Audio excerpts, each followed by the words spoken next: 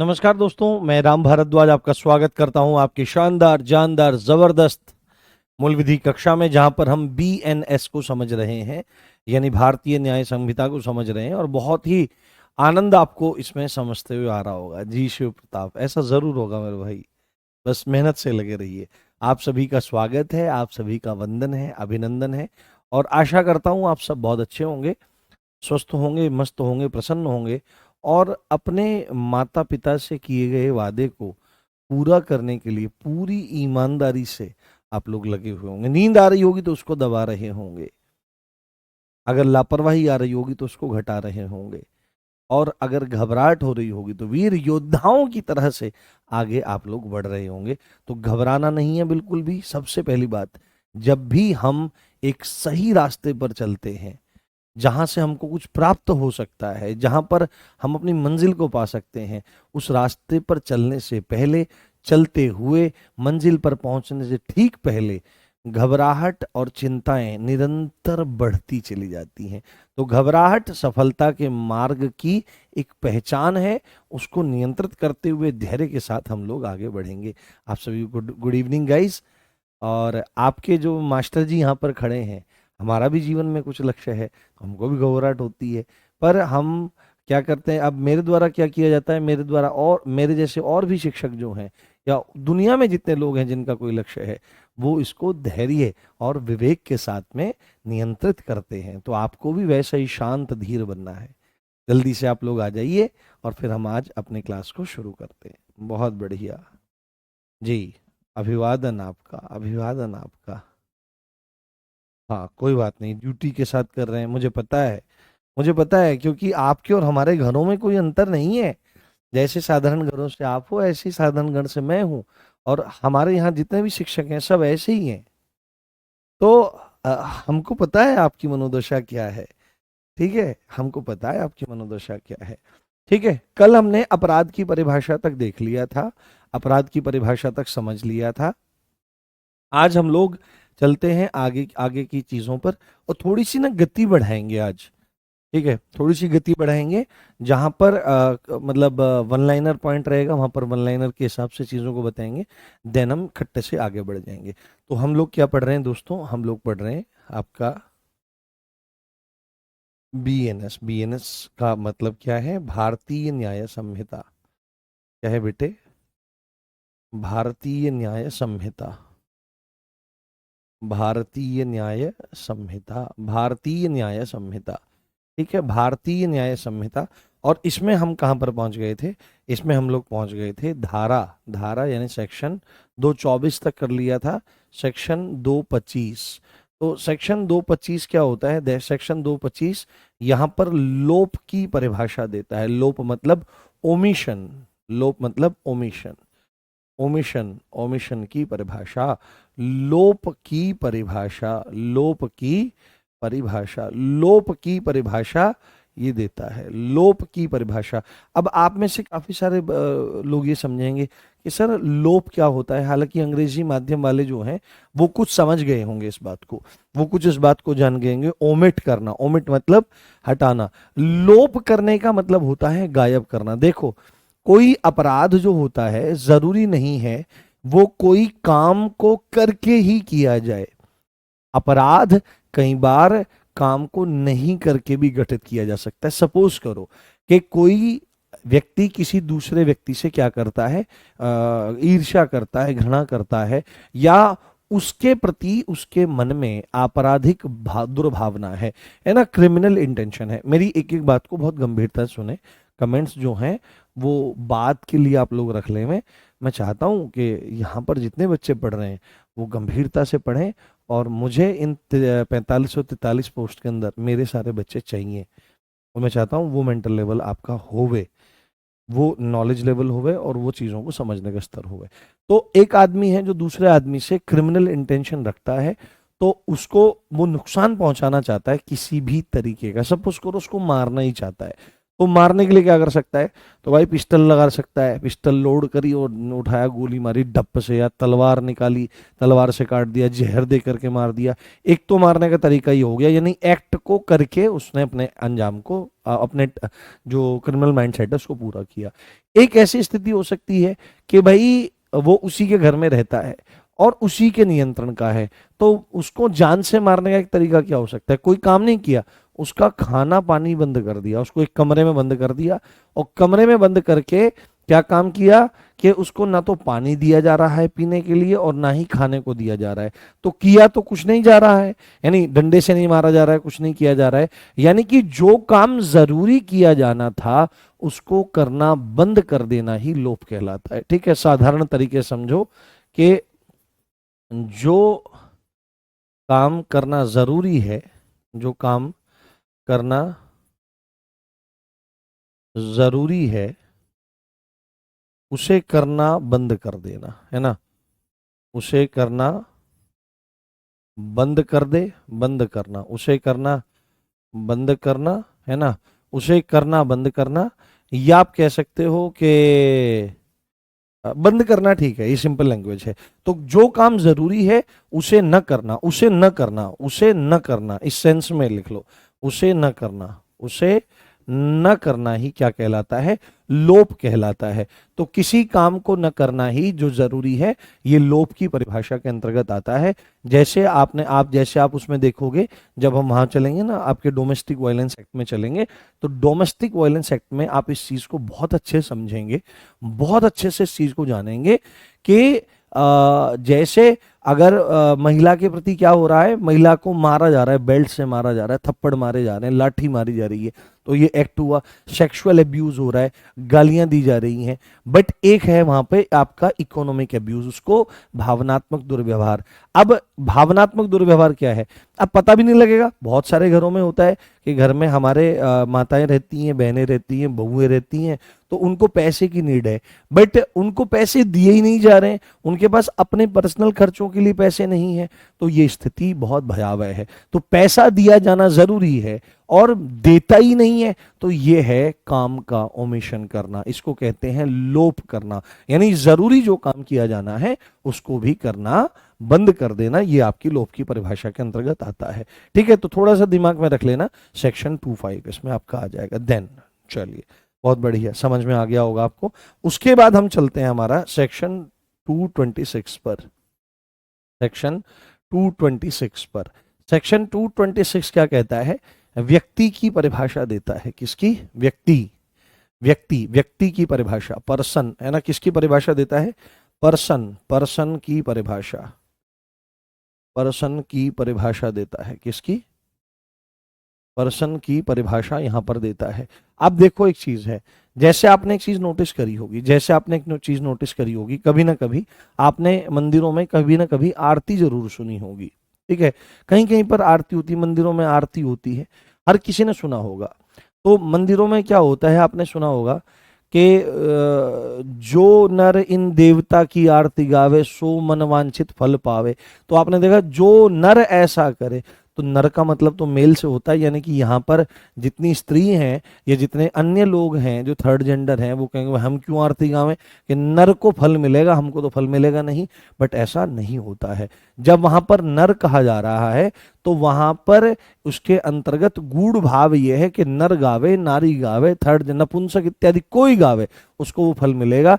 तो क्योंकि वहां पर एक कानून की बात हो रही है, और कानून में जगह जगह आप ये नहीं लिख सकते कि भाई अगर कोई पुरुष किसी की हत्या कर दे, अथवा मादा कर दे, अथवा नपुंसक कर दे, अथवा LGBTQ का कोई व्यक्ति कर दे, नहीं, अथवा कोई कंपनी कर दे, वहां तो एक ही शब्द बोला जाएगा, व्यक्ति। तो जहां पर भी व्यक्ति लिखा रहेगा, सपोज करो किसी ने वहां पर लिखा है कानून में आगे कि यदि कोई व्यक्ति क्या काम करता है, यदि कोई व्यक्ति किसी की चल संपत्ति को उससे पूछे बिना बेईमानी से ले लेता है तो उसको चोरी कहते हैं। तो मामला कोर्ट में पहुंचा, किसी महिला ने ये काम किया था, तो महिला कहेगी कि सर वहां पर तो व्यक्ति लिखा था, व्यक्ति का मतलब तो पुरुष से लिया जाना चाहिए, तो मैं तो महिला हूं, तो मैं तो दोषी हूं ही नहीं। तो फिर कोर्ट इस बात का हवाला देगा कि आपको सेक्शन 226 देखना चाहिए कि व्यक्ति के अंतर्गत केवल पुरुष और पुरुष ही नहीं है, केवल मेल के बारे में बात नहीं हो रही है, वहां पर सबकी बात हो रही है। पुरुष के अंतर्गत कौन कौन आता है, तो पुरुष के अंतर्गत, ये व्यक्ति के अंतर्गत पुरुष नारी वगैरह तो सब आते ही आते हैं। व्यक्ति के अंतर्गत कोई कंपनी अगर कोई अपराध करे, कोई कंपनी, कंपनी क्या होती है, बहुत सारे लोगों का समूह होती है, तो कंपनी कह सकती है सर एक सिंगल व्यक्ति के बारे में यहां पर बात हो रही है, क्योंकि व्यक्ति जो शब्द है वो एक वचन का परिचायक है, एक वचन को दर्शाता है। व्यक्तियों जो है वो बहुवचन का पर्यायवाची है या उसको परिचायक है। तो यहां पर एक बात आपको लिखनी पड़ेगी कि अगर कहीं पर व्यक्ति लिखा है तो उस अपराध को यदि कोई कंपनी भी करती है तो बच नहीं सकती, क्योंकि व्यक्ति के अंतर्गत किसी कंपनी को भी लिया गया है। व्यक्ति के अंतर्गत, है ना, निम्नलिखित को भी माना जाएगा, निम्नलिखित को भी माना जाएगा। व्यक्ति के अंतर्गत निम्नलिखित को भी, व्यक्ति के अंतर्गत निम्नलिखित को भी माना जाएगा, व्यक्ति के अंतर्गत निम्नलिखित को भी माना जाएगा। नंबर 1 इसमें लिखिए आप, इसमें लिखिए आप कंपनी, कोई कंपनी, कोई अगर कंपनी है तो उसको भी व्यक्ति के अंतर्गत हम लोग मान लेंगे, कंपनी। कोई एसोसिएशन, एसोसिएशन क्या होता है, कोई संघ, एसोसिएशन कोई संघ है ना, कोई संघ है, वो भी इसी के अंतर्गत आ जाएगा। कंपनी भी इसी के अंतर्गत आपकी मानी जाएगी, कोई दिक्कत वाली बात नहीं है। और थर्ड वन ये क्या है, कोई भी बॉडी, कोई भी निकाय, कोई भी निकाय, ये व्यक्ति के अंतर्गत ही मानी जाएंगी। ये जाकर के कोर्ट में खड़ी होकर ये नहीं कह सकती, क्योंकि कंपनियों के दिमाग ज्यादा तेज चलते हैं, वो बहुत नुस्खे और ये सब चीज निकालते हैं, थोड़े से बड़े मतलब अपने रास्ते तैयार करते हैं कि मीन मेक निकालो, सब चीजें निकालो, तो ये चीजें वहां पर नहीं चलेंगी। हाँ हाँ हाँ, वो मैं समझा रहा हूं, वो मेल की परिभाषा है, वो 19 में अलग है। यहां पर मैं एक मॉडरेट बात समझाने का आपको प्रयास कर रहा हूं, ठीक है। चलो ठीक है, चलो बहुत बढ़िया। तो व्यक्ति के अंतर्गत निम्नलिखित में ये भी माने जाएंगे, और वहां पर ये बात लिखी गई है, चाहे ये कॉरपोरेटेड हो, हाँ, चाहे ये निगमित हो, निगमित, निगमित या गैर निगमित हो, हाँ, निगमित, कॉरपोरेटेड हो या नॉन कॉरपोरेटेड हो, ठीक है, कॉरपोरेट, कॉरपोरेटेड हो या ये नॉन कॉरपोरेटेड हो, नॉन कॉरपोरेटेड हो, दैट्स ऑल, इतनी ही बात है इसमें। आपको मूल बात क्या है, निगमित विगमित के बारे में ज्यादा चक्कर में पड़ने की जरूरत नहीं है, इतना डिटेल में नहीं जाएगा। मूल बात क्या है कि व्यक्ति के अंतर्गत कंपनी भी है, कोई एसोसिएशन भी है और कोई बॉडी भी है, दैट्स ऑल। आपका काम इतने में हो जाएगा। अगर वो ज्यादा डेप्थ में जाएगा तो बस यहां पर इतनी बातें पूछने का आपसे प्रयास करेगा। अगली धारा, अगली धारा क्या कहती है आपकी, अगली धारा सेक्शन 222 है ना, सेक्शन 22 नहीं, हमारी कौन सी हो चुकी है, क्षमा चाहता हूँ, 26। अब हमारी सेक्शन 228 पे आ जाओ। लो भाई, अब एक काम करना, प्लीज इसको लिख लेना, most most most most important section, क्योंकि मुझे लगता है कि ये धारा आपसे पूछी जा सकती है। कोई बताएगा सेक्शन 228 क्या है, जब हमने पहले भी पढ़ा रखा है इसको, हाँ हमने पहले भी इसको पढ़ा रखा है। सर आप कुछ बता क्यों नहीं रहे हो, क्या क्या नहीं बता रहे हैं बेटे, पीडीएफ से पढ़ाइए, कोई दिक्कत नहीं है, कोई दिक्कत वाली बात नहीं है, पढ़ते रहिए, जहां पर जैसी स्थिति बनेगी वहां पर वैसी चीजें चल जाएंगी। फास्ट पढ़ाना बिल्कुल ठीक चल रहा है बेटे, ऐसा नहीं है कि वो थोड़ी ही करना है, फॉर्मेलिटी थोड़ी ही करनी है।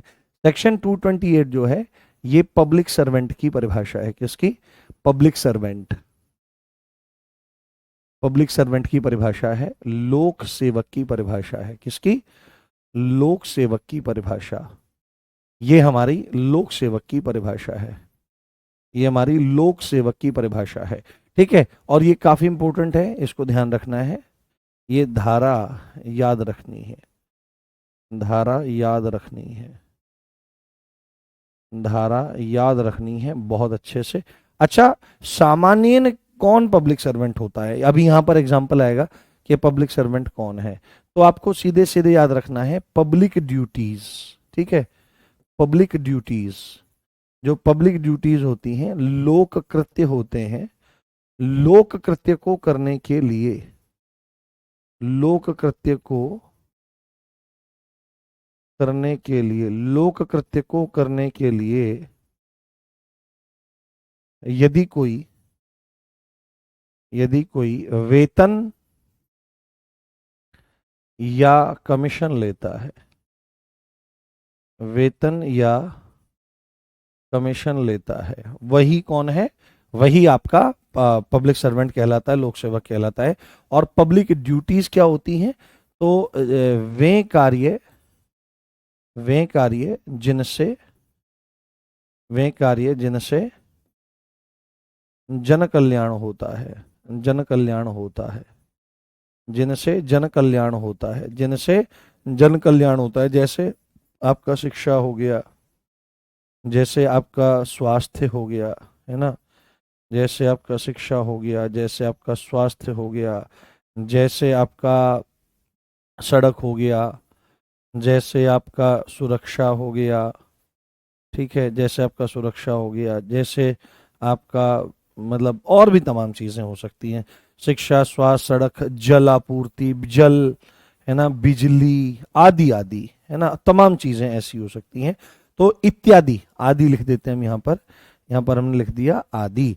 तो वे कार्य जिनसे जन कल्याण होता है, शिक्षा, स्वास्थ्य, सड़क आदि, ये आपकी पब्लिक ड्यूटीज हैं। और इन पब्लिक ड्यूटीज को करने के लिए यदि कोई व्यक्ति वेतन या पारिश्रमिक या कमीशन लेता है, उसको हम क्या कहते हैं? उसको हम आपका पब्लिक सर्वेंट कहते हैं। और सामान्य भाषा में अगर आप कहने लगो तो पब्लिक सर्वेंट का मतलब है सरकारी कर्मचारी। बात खत्म हुई। कौन है? सरकारी कर्मचारी। आपका सरकारी कर्मचारी इसके अंतर्गत आपके आते हैं। अब एक चीज यहां पर आपकी पूछी जाती है, वहीं पर सेक्शन 228 में ये बात स्पेशली बताई गई है, स्पेशली समझाई गई है कि कौन कौन आपके पब्लिक सर्वेंट होंगे। तो इसको थोड़ा सा ध्यान रखें आप। हालांकि ये जो चीज है आपको ध्यान रखना पड़ेगा, ये भ्रष्टाचार निवारण अधिनियम के अंतर्गत भी ये बात आएगी। हाँ, भ्रष्टाचार निवारण अधिनियम के अंतर्गत भी ये बात आएगी और यहां पर भी ये बात आपकी आ रही है।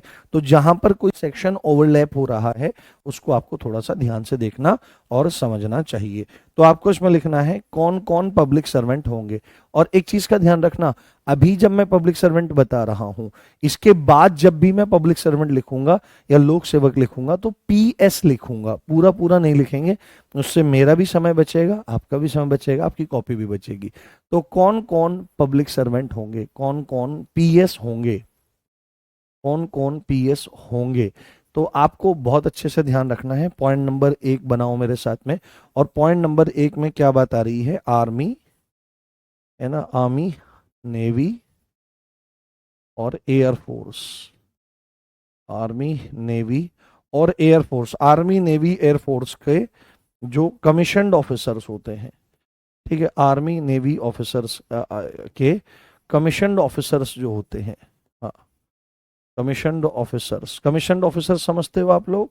जिनको कमीशन मिलता है, कमीशन्ड ऑफिसर्स, कमीशन्ड अधिकारी।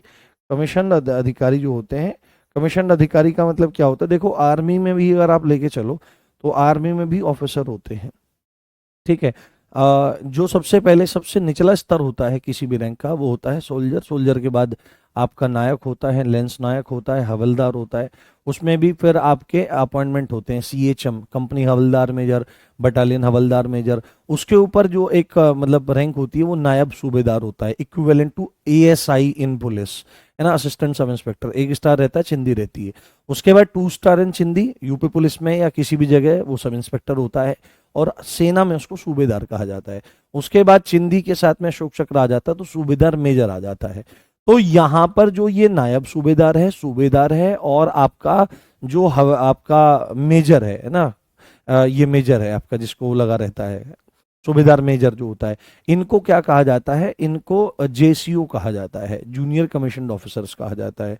तो ये इस कमीशन ऑफिसर्स वाली श्रेणी में नहीं आते हैं। कमीशन ऑफिसर्स वाली श्रेणी में वो आते हैं जो यूपीएससी से सिलेक्ट होके जाते हैं बाई सीडीएस, यानी कि सबसे जो बेसिक निचली पोस्ट है वो लेफ्टिनेंट है, देन कैप्टन है, देन मेजर है, देन लेफ्टिनेंट कर्नल है, उसके बाद ब्रिगेडियर है, मेजर जनरल है, लेफ्टिनेंट जनरल है, और एक हाईएस्ट सुप्रीम कमांड है आपकी फील्ड मार्शल। वो एक विशिष्ट उपलब्धि के संदर्भ में आपकी जानी जाती है। तो इनके जो कमीशन्ड ऑफिसर्स होते हैं वो आपके पब्लिक सर्वेंट माने जाते हैं। उसके बाद आपके हर कोई न्यायाधीश, प्रत्येक न्यायाधीश, किसी भी कोर्ट का कोई भी न्यायाधीश वगैरह हो, जज होवे जो, तो वो भी आपका क्या माना जाता है, वो भी आपका पब्लिक सर्वेंट माना जाता है। थर्ड पॉइंट आपका कौन सा आ जाएगा, न्यायालय का प्रत्येक अधिकारी और कर्मचारी, न्यायालय का, कोर्ट का प्रत्येक अधिकारी, प्रत्येक अधिकारी और कर्मचारी, बिल्कुल साधारण भाषा में मैं लिखवाने का प्रयास कर रहा हूं मैं आपको, जिससे आपको जरा सी भी दिक्कत ना हो। तो न्यायालय का प्रत्येक अधिकारी और कर्मचारी जो न्यायालय के कार्य में लगा हुआ है, कोर्ट के कामों में लगा हुआ है, कोर्ट की कार्यवाहियों में लगा हुआ है, वो आपका पब्लिक सर्वेंट कहलाता है। हाँ,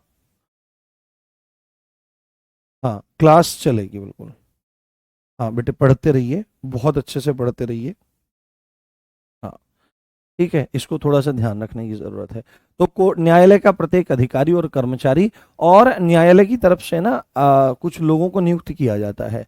कई बार तो समापक होते हैं जिसको लिक्विडेटर कहा जाता है, रिसीवर होते हैं और आपके आयुक्त होते हैं। इनके बारे में थोड़ा सा ध्यान रख लें।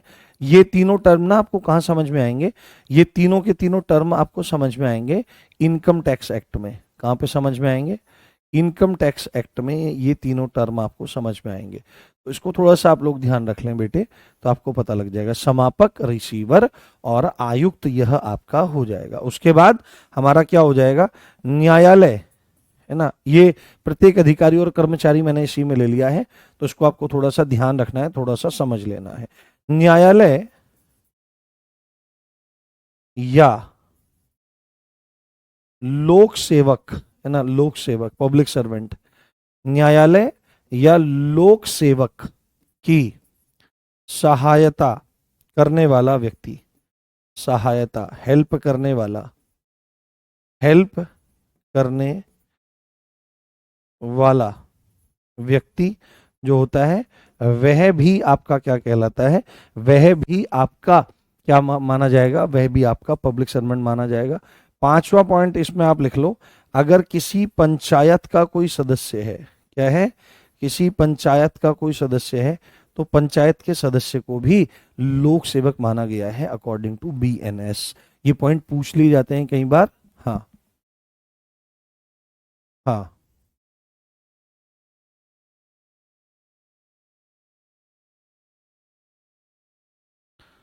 हाँ, सब चीज दी गई है बेटे उसमें। हाँ, अभी ये मोटी मोटी बात बताई जा रही है, मूल बात ये है कि जितने भी सरकारी कर्मचारी आपके होते हैं वो सभी के सभी आपके क्या कहलाते हैं, वो सभी के सभी आपके उसमें ही आ जाते हैं। यहाँ तो मोटी मोटी बात बताने का प्रयास किया जा रहा है। ठीक है, ध्यान से देखते रहो, ध्यान से समझते रहो, इस धारा को थोड़ा समझना जरूरी है। प्रत्येक मध्यस्थ, प्रत्येक आर्बिट्रेटर, आर्बिट्रेटर है ना, आर्बिट्रेटर, आर्बिट्रेटर होता है मध्यस्थता करने वाला, मध्यस्थता करने वाला है ना, मध्यस्थता करने वाला, सीधे सीधे बिचौलिया, सर बिचौलिया, ठीक है, बिचौलिया, बिचौलिया। अब ये बिचौलिया नहीं कि किसी का कोई ब्याह करवा रहा हो उसको कहते हैं लोक सेवक है, वाकई में वो लोक सेवक ही होता है जिसका कहीं ब्याह ना हो रहा हो, जिसका कहीं ब्याह ना हो रहा हो, जिसके कहीं माथे चावल न टिक रहे हो भाई, और किसी बढ़िया बिचौलिया जो विशेषकर इसी काम को सोने की अंगूठी और कुछ रुपए लेकर करता है, तो वो ब्याह करवा देते हैं। वाकई में वो लोग की ही सेवा करते हैं, समाज का भला जिन कामों से होता है उनको कुछ पैसे लेके करते हैं। तो किसी ने पॉइंट तो बहुत बढ़िया लिखा है कि आर्बिट्रेटर जो होते हैं वो आपके किस में आ जाएंगे, वो आपके लोक सेवक के अंतर्गत आ जाएंगे।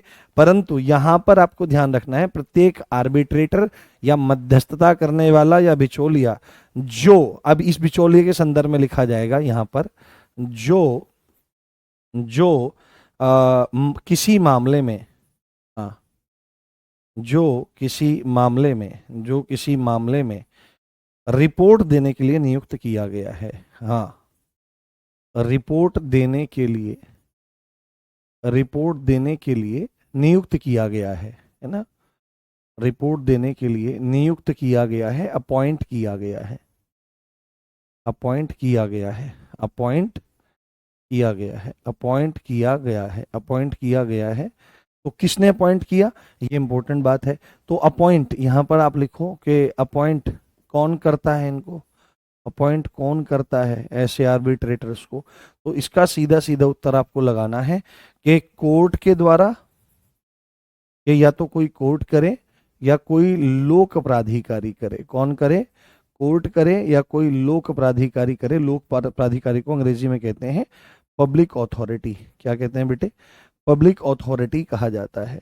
तो मूल बात आपको यहां पर याद रख लेनी है, कोई भी मध्यस्थता करने वाला व्यक्ति, और मध्यस्थता करने वाले से मतलब क्या निकाला गया है, जो किसी मामले में रिपोर्ट देने के लिए अपॉइंट करा गया है, उसको यहां पर आर्बिट्रेटर या बिचौलिया बोला जा रहा है। इनको अपॉइंट कौन करता है, तो इनको अपॉइंट कोर्ट या किसी पब्लिक अथॉरिटी द्वारा किया जाता है। हाँ, पढ़ने पर ध्यान दें, नहीं प्रधान। हाँ हाँ, यार कोई बोल रहा है कि सर आप सुन नहीं रहे हो, कोई बोल रहा है सर स्पीड बढ़ाओ। भाई मैं बिल्कुल बहुत तरीके से चल रहा हूँ, ना ना कोई वो है, जल्दी है ना कुछ वो है। आप देखो बिल्कुल सम्यक गति से मैं चल रहा हूँ। हाँ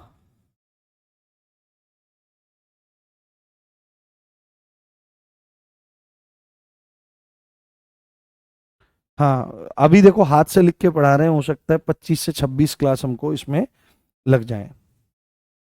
हम्म, बहुत ध्यान से इसको समझते रहो, बहुत ध्यान से इसको देखते रहो। देखो जिसको ऐसा लगता है कि बहुत जल्दी हमको देखनी है, सर जल्दी खत्म करो, ऐसा करो वैसा करो, तो उनसे मेरी दिल से प्रार्थना है, क्योंकि आप तो बड़े हो। जो ऐसा कहता है वो बड़ा है, जो दूसरों को आदेश देता है, या जो गुरु के रूप में कोई व्यक्ति सामने खड़ा है शिक्षक के रूप में, उनको आदेश देता है कि जल्दी करो जल्दी करो, तो वो तो हमसे बड़े ही हुए। तो आप सब बड़े हो, अपनी कृपा मुझ बालक पर बनाए रखो। और आपको अगर जल्दी करना है तो आपकी सेवा में विनायक बैच में मेरे द्वारा पहले पढ़ाई गई मूल विधि उपलब्ध है, और आप उसको कितनी भी स्पीड पर बढ़ा करके देख सकते हो, कोई दिक्कत वाली बात नहीं है। परंतु यहाँ पर बिल्कुल सम्यक गति से, क्योंकि मुझे फर्क पड़ता है उस पेपर वाले दिन, जिस दिन प्रश्न पूछा जाएगा, तो मेरा प्रयास रहेगा कि जो मैं आपको चीजें पढ़ा रहा हूं वो इस कक्षा से बाहर ना जाए। ठीक है, मैं उस दिन के लिए मेहनत कर रहा हूं। अब मुझे पता नहीं कि आप किस दिन के लिए मेहनत कर रहे हैं, जो जल्दी जल्दी पढ़ने के लिए बोल रहे हैं, बट जल्दी जल्दी पढ़ने के लिए बोला जा रहा है, तो आपके लिए वह भी सेवा उपलब्ध है। रोजगार विद अंकित इतना अच्छा प्लेटफॉर्म है कि सब तरह की व्यवस्थाएं आपके लिए हैं। उसको आप देखिए, उसको आप समझने का प्रयास करिए। ठीक है, तो ये आर्बिट्रेटर के बारे में बात आ गई, क्योंकि इसमें नए बच्चे भी हैं तमाम, तो उनके साथ अन्याय नहीं किया जा सकता। उसके बाद सरकार का प्रत्येक अधिकारी, है ना, सरकार का प्रत्येक अधिकारी, सरकार का, ये बहुत इंपॉर्टेंट धारा है, इसमें से प्रश्न आएगा तो फिर दिक्कत हो जाएगी। ध्यान से समझिए, जल्दी जल्दी मत करिए और चीजों को समझने का प्रयास करिए। सरकार का प्रत्येक अधिकारी, तो यहां पर कौन सा अधिकारी आप बोलेंगे इसके, सरकार का प्रत्येक अधिकारी, तो एकदम से प्रश्न आना चाहिए कि कौन सा अधिकारी, सरकार का प्रत्येक अधिकारी, तो आप सीधे बोलेंगे कौन सा अधिकारी। तो मैं यहां पर क्या बोलने का प्रयास कर रहा हूं, सरकार का प्रत्येक अधिकारी पब्लिक सर्वेंट है।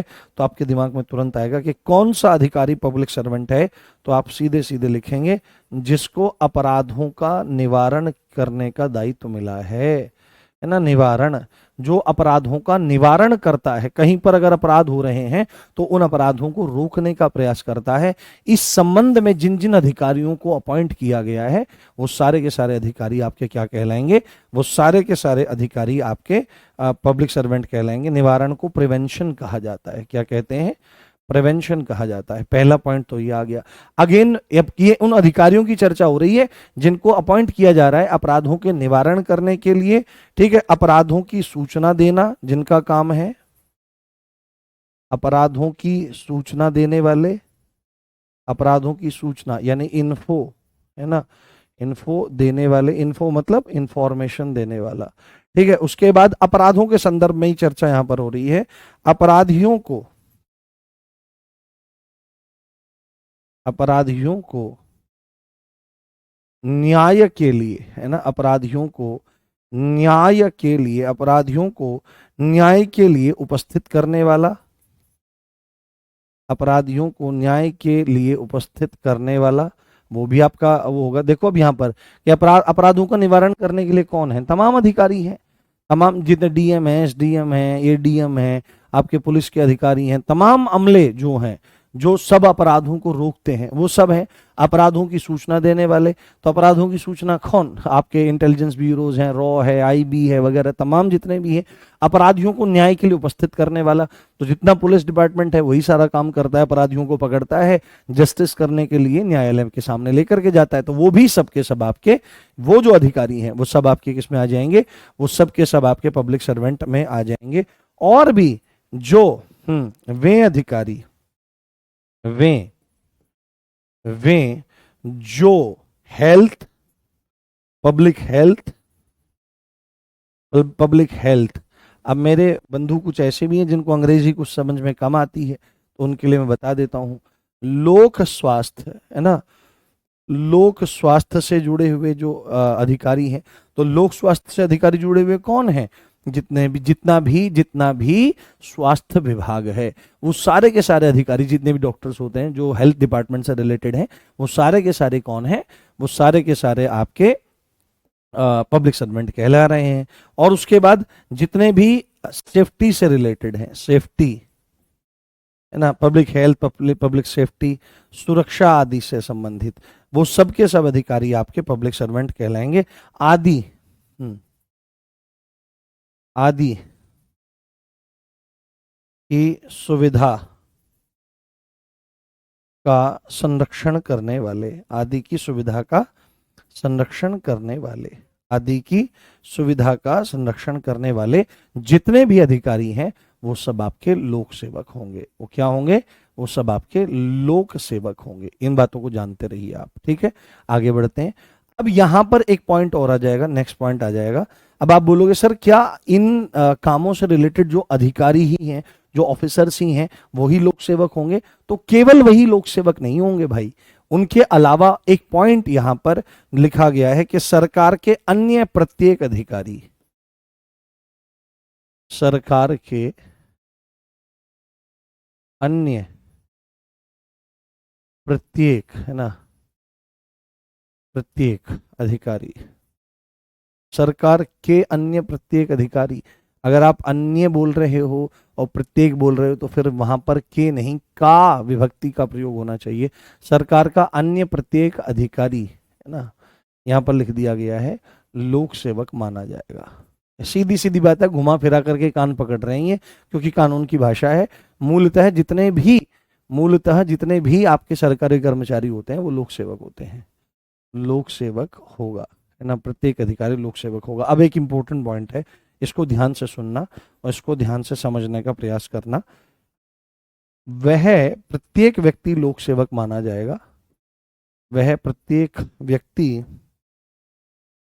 वह प्रत्येक व्यक्ति लोक सेवक माना जाएगा, वह प्रत्येक व्यक्ति लोक सेवक माना जाएगा, वह प्रत्येक व्यक्ति लोक सेवक माना जाएगा जो किससे रिलेटेड है, चुनाव से रिलेटेड काम करता है। बहुत जबरदस्त पावर होती है। मैं थोड़ा जल ले लेता हूं भाई। हाँ हाँ हाँ, आज गर्मी बहुत ज्यादा हो रही है।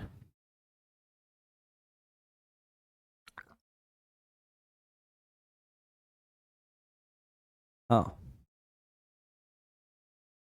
हम्म,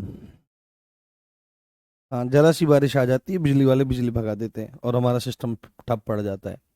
वह प्रत्येक अधिकारी लोक सेवक व्यक्ति लोक सेवक माना जाएगा जो निर्वाचक नामावली से संबंध रखता है। निर्वाचन, जो निर्वाचन नामावली, हम्म, निर्वाचन नामावली, निर्वाचन नामावली, निर्वाचन नामावली मीन्स इलेक्टोरल रोल, आपका इलेक्टोरल रोल जो होता है ना, जब वो वोट इत्यादि डाली जाती हैं, तो देख लो भाई लिस्ट में तुम्हारा नाम आएगा, वोटर लिस्ट।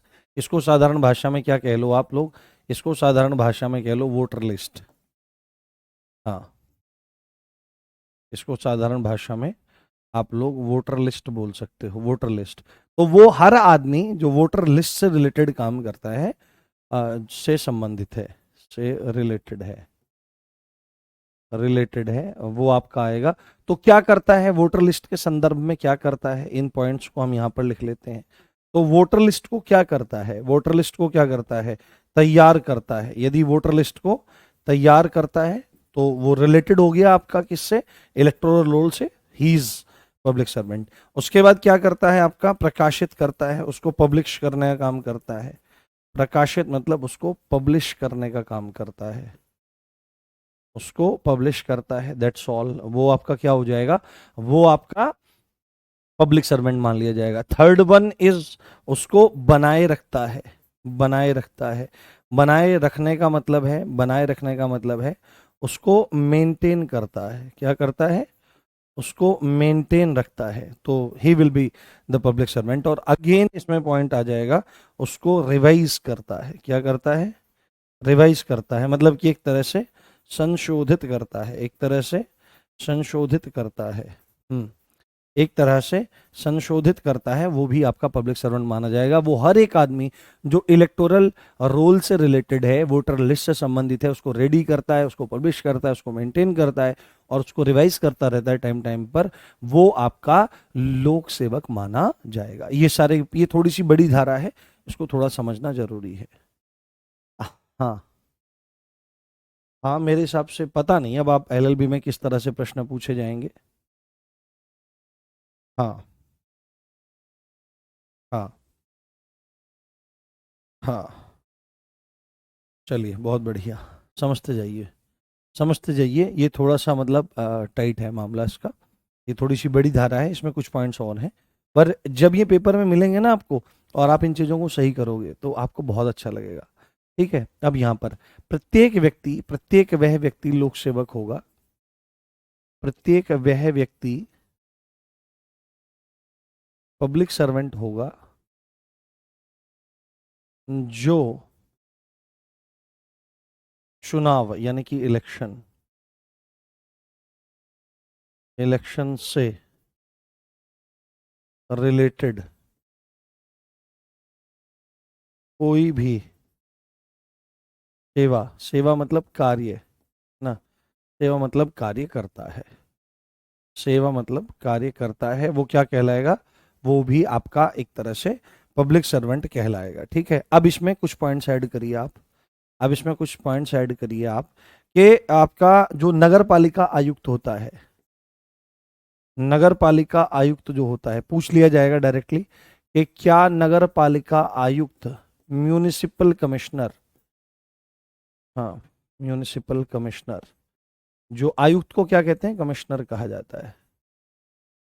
म्यूनिसिपल कमिश्नर जो होता है, आयुक्त को ही कमिश्नर कहा जाता है, पब्लिक सर्वेंट होता है। ये कुछ पॉइंट्स हैं यहाँ पर, पब्लिक सर्वेंट होगा, ये बात ध्यान रखनी है, डन। ये कुछ इंपॉर्टेंट फैक्ट्स हैं आपके, वो होगा। साथ में यहाँ पर एक पॉइंट ये ऐड हो ही गया हमारा, ये मैंने सबसे पहले एक पॉइंट आपको यहाँ पर बता ही दिया था। हाँ, एक पॉइंट मैंने सबसे पहले आपको यहाँ पर बता ही दिया था कि वो लोग जो पब्लिक ड्यूटीज करने के लिए क्या करते हैं, कोई वेतन या कमीशन लेते हैं, वो आपके पब्लिक सर्वेंट कहलाएंगे। अब कुछ पॉइंट्स जो मैं आपको बता रहा हूं, वो सीधे सीधे एग्जाम में पूछे जा सकते हैं कि कौन होगा और कौन पब्लिक सर्वेंट नहीं होगा। जैसे अगर कोई आपसे पूछ ले कि जो एमएलए होते हैं, है ना, मेंबर ऑफ लेजिस्लेटिव असेंबली, यानी कि विधायक साहब होते हैं, चाचा विधायक हैं हमारे, तो क्या विधायक आपका पब्लिक सर्वेंट है, तो आपको लिखना है सीधे। देखो ऐसे तमाम चीजें हो सकती हैं, आप बोल सकते हो एमपी है क्या ना, जो परीक्षा में आते हैं, जो पढ़े जाते हैं, उनके संदर्भ में आपको चीजें ध्यान रखनी है। हाँ हाँ, अधिकारी और प्राधिकारी में बहुत ज्यादा डिफरेंस नहीं होता। अधिकारी को, अधिकारी ही एक तरह से प्राधिकारी होता है, जो किसी प्राधिकारी को अंग्रेजी में कहते हैं ऑथोरिटी। तो ऑथोरिटी कोई व्यक्ति भी हो सकता है, कोई संस्था भी हो सकती है, ठीक है, परंतु अधिकारी कोई व्यक्ति ही हो सकता है। ठीक है, मूलभूत बात है, अगर कोई ऑथोरिटी भी है, कोई संस्था भी है, तो उसमें भी कोई ना कोई अधिकारी ही बैठा होगा जो किसी चीज को साइन करता है। तो अगर सामान्य समझा जाए तो दोनों में कोई अंतर नहीं है, पर ऑथोरिटी कोई संस्था भी हो सकती है, कोई व्यक्ति भी हो सकता है, पर अधिकारी एक व्यक्ति ही हो सकता है। तो लोक सेवक नहीं होता है, ठीक है, ध्यान रखना है। एमएलए जो विधायक है ये लोक सेवक आपका नहीं होता है। उसके बाद आई आपसे कोई पूछ सकता है क्या सीएम साहब, सीएम भी तो देखो एक विधायक ही होता है, सीएम भी तो क्या होता है, एक विधायक ही होता है। बट आपको एक चीज समझनी चाहिए, आपको एक चीज समझनी चाहिए, किसी भी मंत्री पद को होल्ड करने के लिए, मंत्री पद धारण करने के 6 महीने के अंदर अंदर उसे किसी न किसी सदन का सदस्य होना चाहिए, ये मूल बात है। तो अगर किसी को लगता हो कि सीएम, चीफ मिनिस्टर, मुख्यमंत्री किसी भी राज्य का, उसका वो विधायक ही होगा, ऐसा तो एक तरह से तो जरूरी, मतलब वो अगर सदस्य रहेगा तो रहेगा, पर जहां पर विधान परिषद भी है वहां की स्थिति थोड़ी सी अलग हो जाएगी। मूलतः चलो वही ले लीजिए आप, कोई दिक्कत नहीं। सीएम के संदर्भ में आप यहां पर ये लिखिए, सीएम यानी कि किसी भी राज्य का मुख्यमंत्री, विधायक होते हुए भी, है ना, एमएलए तो लोक सेवक नहीं होता है, बट जो विधायक, जो सीएम साहब होते हैं आपके, इनको लोक सेवक माना गया है। क्या माना गया है? लोक सेवक होगा। सीएम जो है ये लोक सेवक होगा, इस बात का ध्यान आपको रखना है। उसके बाद अगला पॉइंट इसमें, जो आपका कोतवाल है, कोतवाल, कोतवाल मतलब थाना अध्यक्ष कह लो आप, थाना अधिकारी कह लो, कोतवाल कह लो, थाना अधिकारी कह लो, है ना, officer incharge, police officer incharge ना, police officer incharge, incharge, police officer incharge, ये पब्लिक सर्वेंट होगा, यस, है ना। और एक पॉइंट इसमें आखिरी जो आपको ऐड करना है, अगर कोई अध्यापक है, यदि कोई टीचर है, यदि कोई अध्यापक है, यदि कोई टीचर है ना, यदि कोई टीचर है, यदि कोई टीचर है, वो क्या होगा? वो भी पब्लिक सर्वेंट माना जाएगा। एक चीज मैं यहां पर क्लियर कर दूं आपको, जैसे ही आपके दिमाग में चीज आएगी कि एक अध्यापक भी लोक सेवक हो सकता है, तो आपको लग सकता है कि हम जैसे लोग जो क्या कर रहे हैं, हम जैसे लोग जो क्या काम कर रहे हैं, पढ़ाने का काम कर रहे हैं, तो क्या हम भी लोक सेवक माने जाएंगे? हम भी लोक सेवक माने जाएंगे। तो यहां पर एक पॉइंट आपको मेरे प्यारे ध्यान रख लेना है, पब्लिक ड्यूटीज, लोक कर्तव्य को करने के लिए यदि कोई, किससे, यहां पर एक पॉइंट ऐड कर लो, सरकार से, किससे? सरकार से वेतन या कमीशन लेता है, किससे लेता है? गवर्नमेंट से लेता है, तो उसको पब्लिक सर्वेंट आपका माना जाएगा। ये चीज आपको क्लियर हो गई? बताइए यहां तक की स्थितियां स्पष्ट हैं? हाँ, मेंबर ऑफ लेजिस्लेटिव असेंबली, हाँ, हाँ, इसको एमएलए नहीं पता है, मेंबर ऑफ लेजिस्लेटिव असेंबली, विधायक। MLA stands for member of legislative,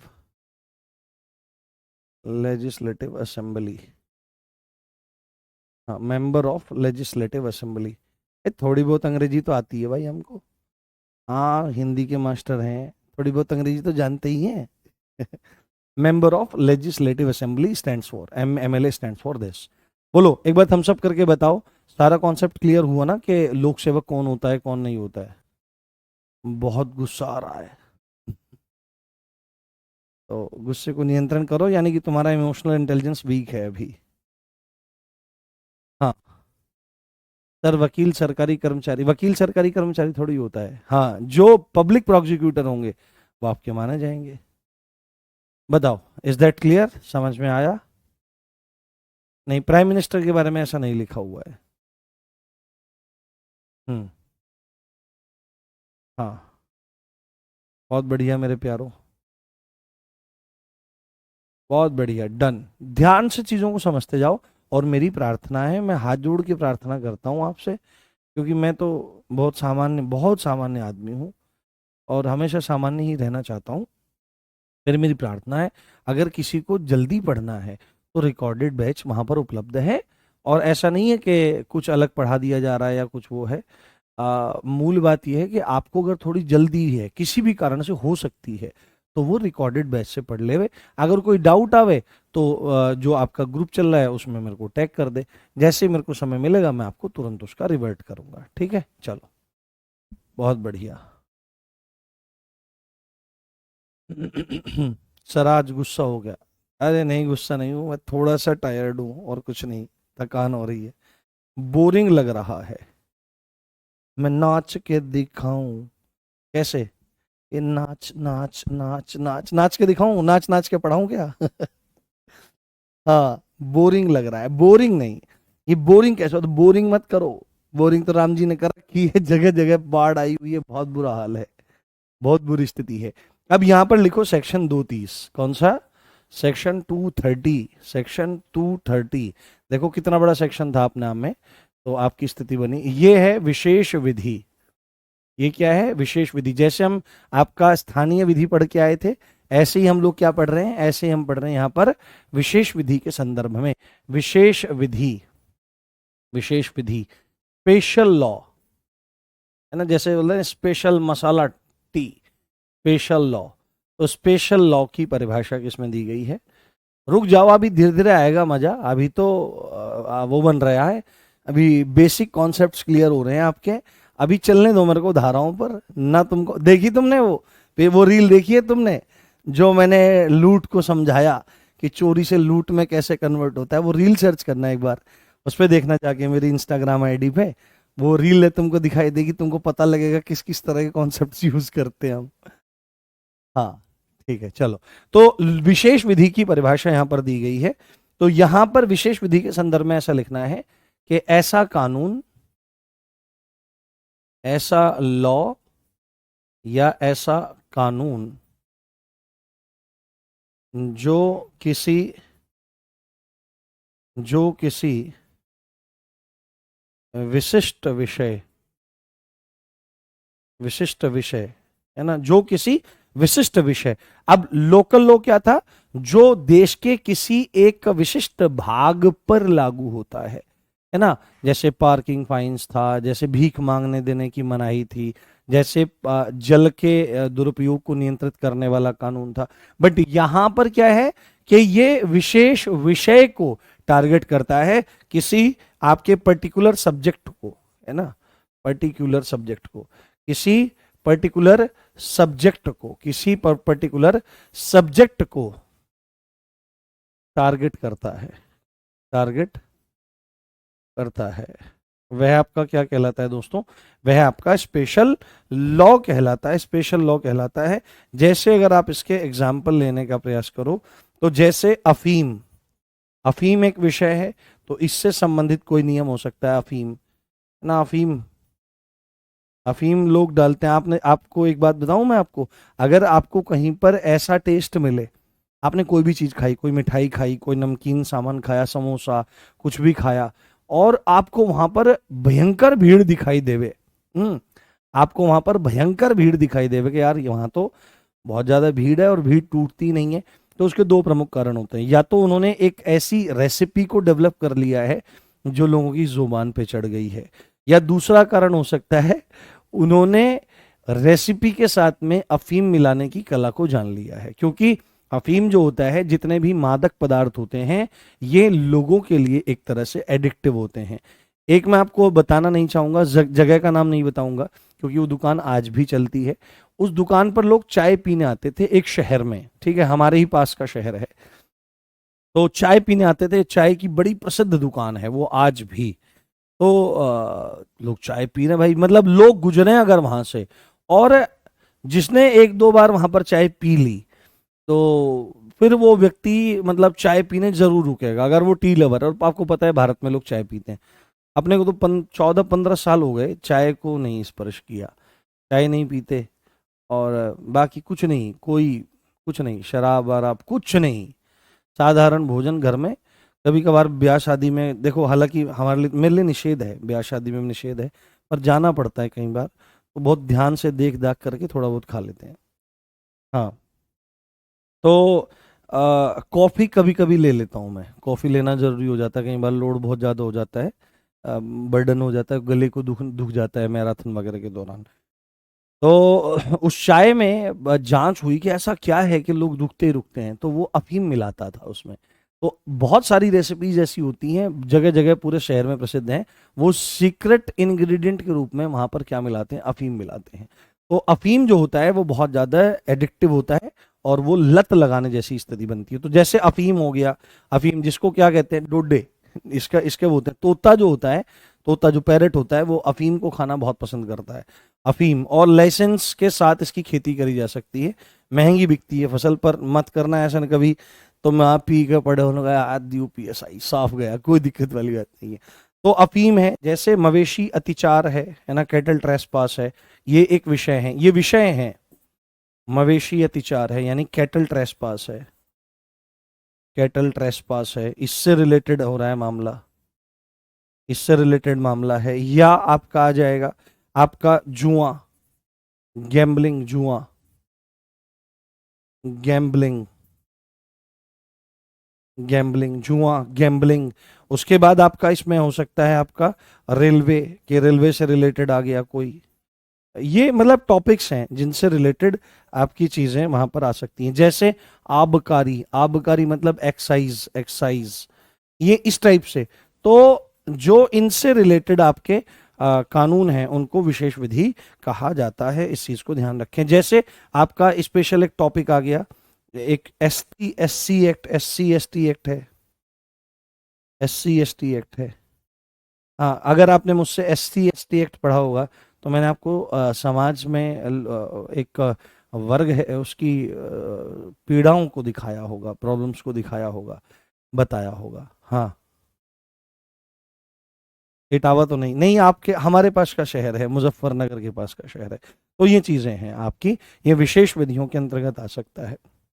देखो, मैं एक छोटी सी बात बता रहा हूँ जुआ के संदर्भ में।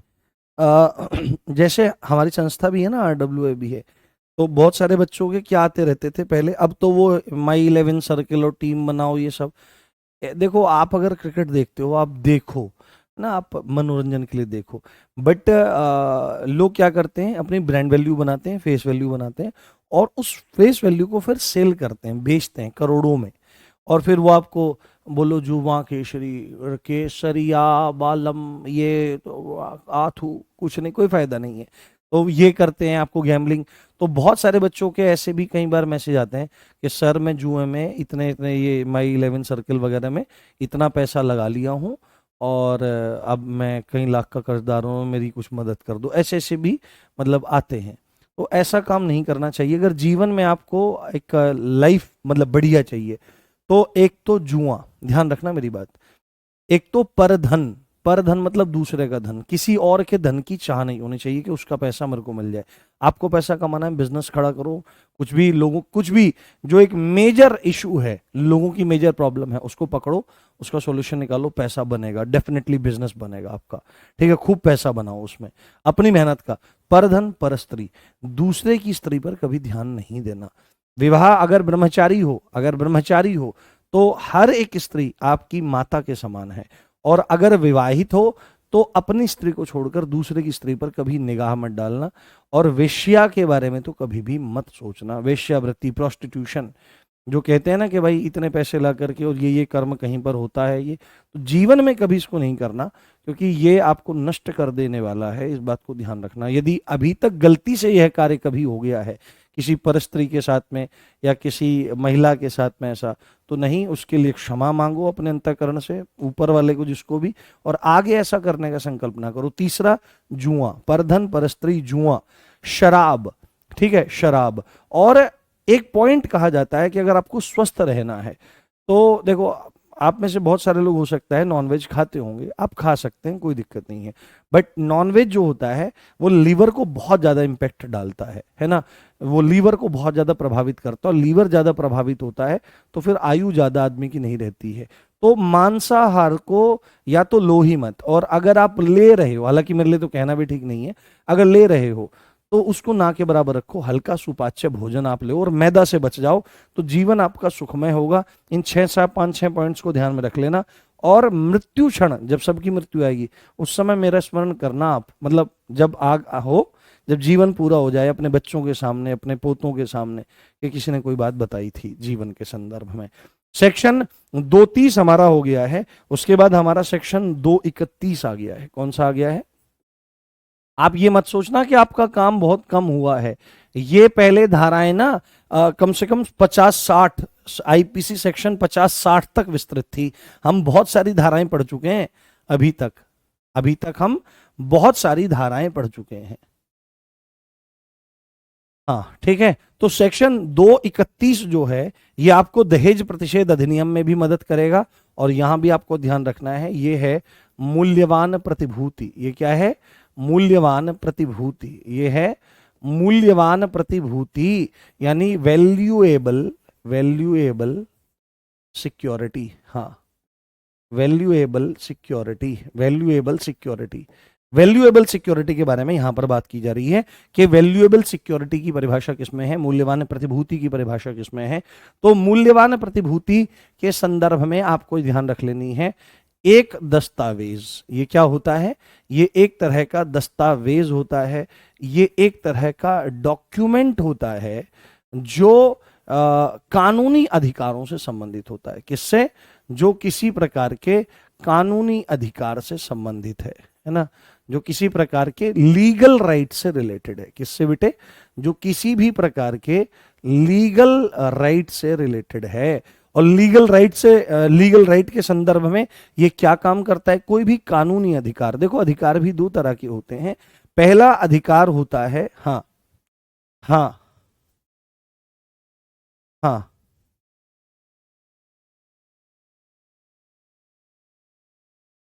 हम्म, हाँ ठीक है। तो एक दस्तावेज है कानून। देखो अधिकार मूलतः दो तरह के हैं। एक तो अधिकार है आपके मौलिक अधिकार जो प्रकृति देती है, जो संविधान देता है, और एक होते हैं लीगल राइट।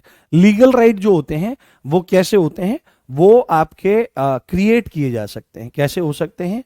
वो आपके सृजित किए जा सकते हैं। सृजित, सृजित मतलब आपके क्रिएट किए जा सकते हैं, किसी को दिए जा सकते हैं, क्रिएट किए जा सकते हैं।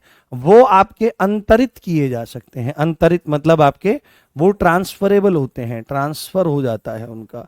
ठीक है, तो ऐसे अधिकार जो सृजित किए जा सकते हैं, ट्रांसफर किए जा सकते हैं, है ना, आपके समाप्त किए जा सकते हैं। बहुत सरल उसमें बता रहा हूं, है ना, रिफ्रेन करना या एक तरह से एंड किए जा सकते हैं, ऐसे अधिकारों से संबंधित है। मूल बात यहां पर क्या है कि मूल्यवान प्रतिभूति एक तरह के डॉक्यूमेंट हैं जिनका संबंध कानूनी अधिकारों से है। पिछली बार मैंने थोड़ा सा इसको क्लिष्ट बताया था, पर इस बार मैं इसको और सरल रूप में, हाँ देखो अभी डलवाएंगे।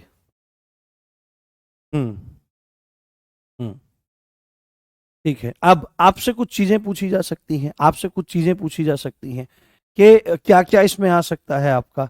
तो आपको वैल्यूएबल, अगर सिक्योरिटी के बारे में बात करेंगे, हाँ, अगर हम लोग वैल्यूएबल सिक्योरिटी के बारे में बात करेंगे तो आपको ध्यान रखना है क्या क्या वैल्यूएबल सिक्योरिटी के अंतर्गत माना जाता है, क्या क्या मूल्यवान प्रतिभूति है, क्या क्या मूल्यवान प्रतिभूति है, क्या क्या मूल्यवान प्रतिभूति है, क्या क्या मूल्यवान प्रतिभूति है।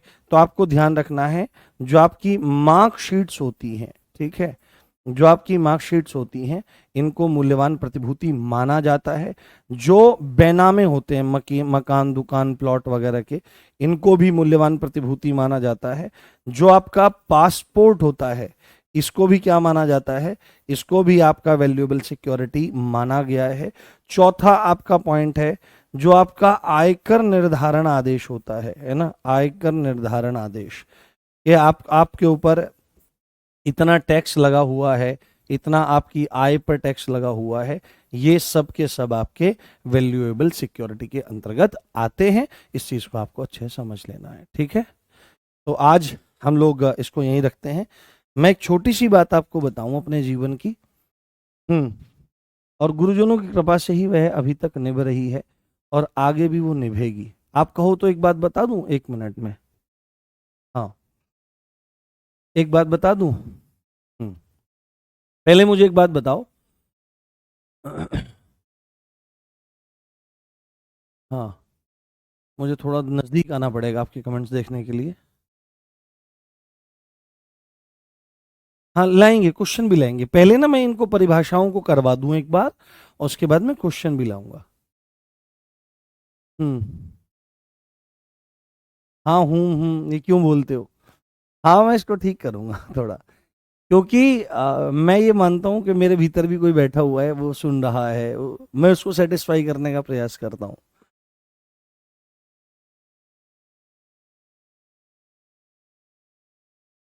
नहीं, सारे जो हैं वो पढ़ने जरूरी नहीं है। एक बार मुझे बताओ, सब समझ में आ गया?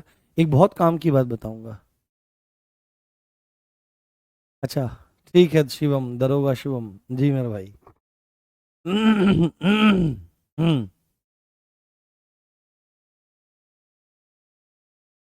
ठीक है, बढ़िया, समझ में आ रहा है, कोई दिक्कत वाली बात नहीं है। देखो, अभी तो मैं बूढ़ा हो गया हूँ, 50-55 साल मेरी अवस्था हो रही है। 50-55 के बीच में रही होगी अवस्था, हो सकता है 60 भी हो, मुझे याद नहीं है। पर लगभग मैं 2020 से ऑनलाइन मीडियम में पढ़ा रहा हूँ, और 2016 के आसपास से मैंने मतलब कंपटीशन के फील्ड में पढ़ाना शुरू किया था। तो 2016 से लेकर के और जब तक ऑफलाइन मैंने पढ़ाया, तो क्या रहता है कि आपको पता है, बहुत सारे मतलब व्यक्ति आपको ऐसे मिल जाएंगे जिनका प्रेम संबंध अपने शिष्यों से या शिष्याओं से होता है। ऐसे तमाम लोग मिल जाएंगे आपको, उनके विवाह भी आपको होते हुए वहां पर दिखाई देंगे कि उनके विवाह भी हो जाते हैं। ऐसा नहीं है कि हमको प्रस्ताव नहीं आए, मैं बहुत गंभीर बात आपको बता रहा हूं, हमको बहुत प्रस्ताव आए। हाँ, बहुत प्रस्ताव हमको आए। हालांकि ऐसा कुछ है नहीं विशेष, ऐसा कुछ यहाँ विशेष नहीं है ना, मतलब दिखने में ऐसा कुछ है या कुछ है, कुछ नहीं। परंतु बहुत प्रस्ताव हमको मिले, और गुरुजनों की कृपा से हमारे मन में, मेरे मन में एक बात बैठी हुई है, और गुरुजन ही उसका निर्वाह करेंगे। जो सामने बैठ करके पढ़ता है, मैं कहता हूँ ना बेटे, कहता हूँ ना, मैं कभी कभी बेटे कह करके संबोधित करता हूँ, वो क्यों कह करके संबोधित करता हूँ उसका रहस्य मैं आपको आज बताता हूँ। हो सकता है आप बड़ी आयु के हों, बड़ी आयु के हों, हो सकता है आप बड़ी आयु के हों,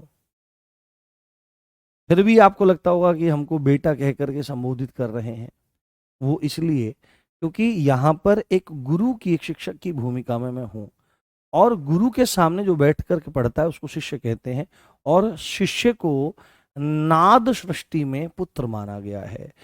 ब्रह्म शब्द सृष्टि में पुत्र दो तरह के होते हैं, एक तो बायोलॉजिकल सन होता है, एक होता है ये नॉलेज के वे में, एक होता है बिंदु, बिंदु से जो पुत्र होता है ना, जो शरीर का तेज होता है, सप्तम धातु सीमन जो होता है, उससे जो होता है उसको पुत्र पुत्री कहा जाता है। और एक जिसको हम बिठा करके पढ़ाते हैं, सिखाते हैं, उसको भी पुत्र पुत्री माना गया है। तो आप जितने भी बैठ करके पढ़ते हो, मैं इस भाव से आपको पढ़ाता हूँ, जितने भी पढ़ते हैं ये हमारे लाला लाली हैं, मैं लाला लाली भी बोलता हूँ ना। तो जो भी व्यक्ति किसी के सामने बैठ करके पढ़ ले वे, ठीक है, वो चाहे कितना भी हो, अगर वहां से प्रेम संबंध का प्रस्ताव होता है तो ये मानना चाहिए कि अपने पिता को ही प्रेम का, या अपनी माता तुल्य व्यक्ति को ही आप प्रेम संबंध का प्रस्ताव भेज रहे हैं। तो गुरुजनों ने हमारी हमेशा रक्षा करी, हम बच्चों को सही मार्ग पर लेकर के आए, ये चीज ध्यान रखनी चाहिए।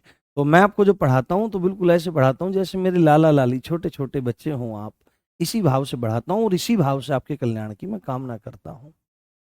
ठीक है, ये बड़ा रहस्य है। चलिए, हमारे गुरुजी क्या बताऊं मैं, चलो मिलवाऊंगा कभी आपको अपने गुरुजी से, कभी ना कभी तो। हाँ, शॉर्ट में लिखवाएं। चलिए ठीक है, मिलते हैं फिर कल अगली कक्षा में इसी अच्छी बात के साथ। आप देख रहे हैं मुझे, मेरा नाम है राम भारद्वाज। खाली पैसा कमाने के लिए मत पढ़िए, ज्ञान के लिए पढ़िए, एक अच्छा व्यक्तित्व निर्माण निर्मित होवे उसके लिए पढ़िए, एक अच्छे इंसान बनने के लिए पढ़िए। जय हिंद, जय भारत, नमस्कार, love you all guys, bye.